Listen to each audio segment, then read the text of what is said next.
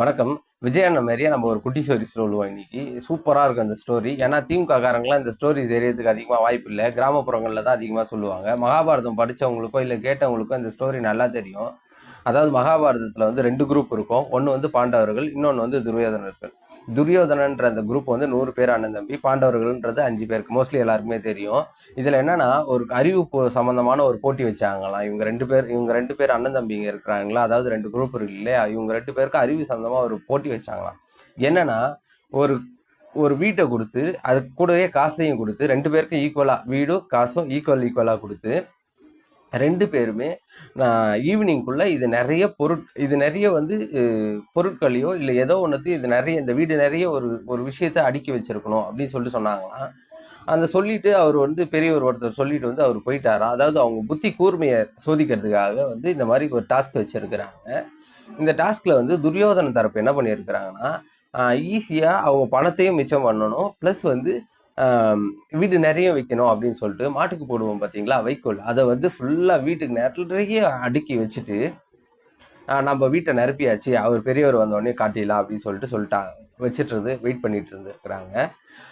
Opposite side வந்து பாண்டவர்கள் சைடில் இந்த வீட்டை எப்படியாவது அழகுபடுத்தணும் அப்படின்னு சொல்லிட்டு வீடு ஃபுல்லாக விளக்கு ஏற்றி வச்சு வெயிட் பண்ணிட்டு இருந்திருக்கிறாங்க. அதாவது வீடு ஃபுல்லாக விளக்கு ஏற்றி வச்சு வெயிட் பண்ணிட்டு இருந்திருக்கிறாங்க அந்த பெரியவர் வர்றதுக்காக. ஃபர்ஸ்ட்டு அந்த பெரியவர் வந்து பார்த்துருக்கிறாரு. ஃபர்ஸ்ட்டு துரியோதனன் அவர்கள் வீட்டை போய் பார்த்துட்டு என்ன பண்ணி வச்சுருக்கீங்க அப்படின்னு சொன்னோடனே அவங்க வீடு நிறைய வைக்கோலாக வச்சுருந்தோடனே என்னப்பா போட்டு வச்சுருக்கீங்க, அதாவது பெரியவரே இந்த வீட்டுக்கு நிறைய வைக்கோலை போட்டு ரொப்பி வச்சுருக்கிறோம், இதான் காசு கம்மி, நாங்கள் பற்றியா இதில் எவ்வளோ காசு மிச்சம் பண்ணியிருக்கோம் அப்படின்னு சொல்லிட்டு சொன்னாராம். தலையிலேயே அடிச்சுக்கிட்டு பாண்டவர் பக்கம் போனாராம் அந்த பெரியவர். போயிட்டு நீங்க என்ன பண்ணியிருக்கீங்க அப்படின்னு கேட்டோடனே அந்த வீடு ஃபுல்லா ஒளி, அதாவது விளக்கேற்றி வச்சிருக்கிறாங்க இல்லையா, இந்த ஒளி அப்படின்ற ஒரு சந்தோஷத்தை ஒரு நம்ம இருட்டில் இருக்கும்போது வெளிச்சத்தை கொடுக்குற அந்த ஒளி அப்படின்றத ஒரு வழிகாட்டுதலை வந்து நாங்கள் ஏற்றி வச்சிருக்கிறோம். இந்த ஒளி வந்து அழகையும் கொடுக்கும், நமக்கு வந்து பயத்தையும் நீக்கும் அப்படின்னு சொல்லிட்டு அதுக்கு ஒரு விளக்கமும் சொல்லியிருக்கிறாங்க.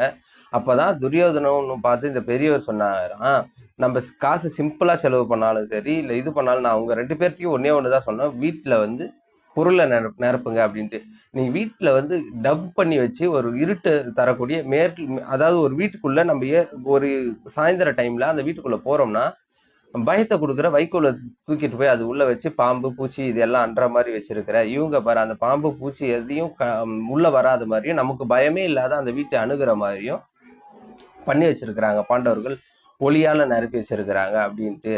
இப்ப இந்த கதையில இருந்து நம்ம என்ன சொல்றோம்னா, திமுகன்றது வந்து அந்த துரியோதனர் மாரி. ஏன்னா திமுக ஆட்சிக்கு வந்தா நிலத்தை ஃபுல்லா, அதாவது துரியோதனன் பார்ட்டி ஃபுல்லா என்ன பண்ணுவாங்க, நிலத்தை யாருக்கும் கொடுக்க மாட்டாங்க, முட்டாள்தனமா யோசிப்பாங்க.